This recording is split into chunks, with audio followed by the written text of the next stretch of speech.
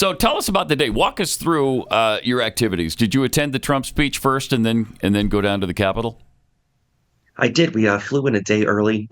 Never been to a rally before in my life. Didn't vote for Trump in 16. Oh, Voted wow. for him in 20. Yeah. Well, just I don't like war, and that's kind of the thing that sold me on. Okay, I'm going to vote for the guy. Yeah. Right. So, went to my first rally. Never actually been to a protest in my life, and I was down there, kind of listening to the speeches tacitly, and I went over to the World War II memorial.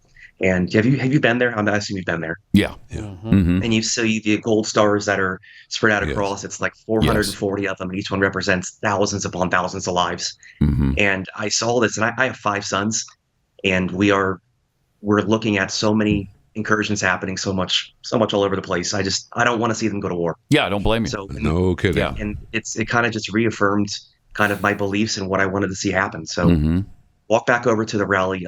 Trump's finally on. He's gives his speech. He says his narrative, talking points, and he says we're going to march down to the Capitol peacefully, and we're going to protest and let our voices be heard. And at that point, I didn't have any other plans. So as everyone started walking over, I just followed them. Wow.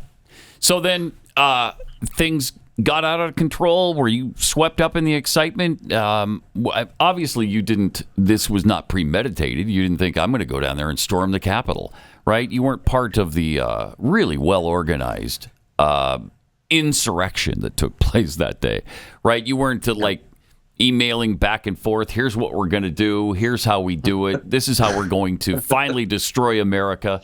None of that happened, right? Did you just get caught up in the moment, and that's why you went inside? Well, when I got there, people were already standing in front of the police. Everyone was kind of just standing around. They'd already, reached the perimeter. And there was a point where a flashbang came out, landed about 10, 15 feet from my feet, went off, and it pushed half of the crowd that I was standing with into the police line. And at that point, there was pushing, shoving, tear gas, all sorts of stuff. And when I saw that, it's not my thing, Not what I'm here to that's do. why you're there. So, yeah. Is so to protest that. Mm-hmm. Yes, exactly. So I left the group that was engaged in those things. I've been very vocal about that. If you hit a cop, sorry, don't do that. Don't do that. Right. I left there, walked around a little bit, and I noticed people were walking inside. So I followed some people inside through open doors. You bastard. Thanks to you, we almost didn't have a country there for a minute. So did you see any instances of people attacking police officers?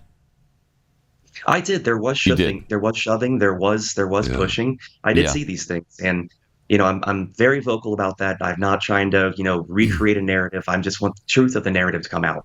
That there were some people that were acting stupid, and 95% of us were just there peacefully protesting. Yeah. Okay. So afterwards, people are recognizing you already. How long did it take for the authorities to come knocking at your door? 2 days, and the authorities did not actually come to my house. We hired attorneys before I even left D.C. because we saw what they were saying about me online and everywhere else, and we just knew we had to get ahead of it. So by Friday, they brought the charges. I spent 4 days in isolation and saw a judge on Monday. Wow. And then your sentence was what? Tell us what all that they sentenced you with. Well, initially they gave me an ankle monitor. They gave me a curfew. They told me I couldn't leave the Middle District of Florida, which is like a handful of counties. This lasted for almost a year before I got a plea deal where they dropped the felony and the misdemeanor of violent entry because apparently walking through open doors is not violent entry and moving something 20 yards is not theft. Theft, right. So in the plea deal, they said, just accept this. You'll have a misdemeanor, get your rights back. Happy to have them. They gave me 75 days in 75 days total sentence in federal prison. They gave me a $5,000 fine, 200 hours of community service, and a year of supervised release. And you'll be happy about it. You hear me? You'll be happy about it. Goodness. I understand that 17 of those not being happy about it. 17 of those days happened in solitary confinement. You were alone for 17 days. Yes. So when you initially show up to prison, if you're unvaccinated, they keep you in isolation 5 days is what happens. And then every time someone new comes into the unit, they reset the time. Wow. Oh my gosh. So it was 17 days before they released all of us into. I didn't realize that you were still walking this planet when you're not vaccinated. So first of all, you go into the Capitol building, you pick up a lectern, you move it, and now we find out that you're one of those heinous vaccine deniers. I mean, so why did you pick that prison? You should have picked a better prison. I didn't really have a say in it. I will say that they were polite enough to get me close enough to where my family lived, or if they wanted to visit me, they could. Yeah, so you were in Florida? I was in Florida. Yeah, okay. It's Pullman Federal Correctional. Yeah, all right. I didn't actually end up having my family visiting me because when I got there, these people have been there for years for nonviolent crimes. They hadn't been able to see their families because of COVID policy.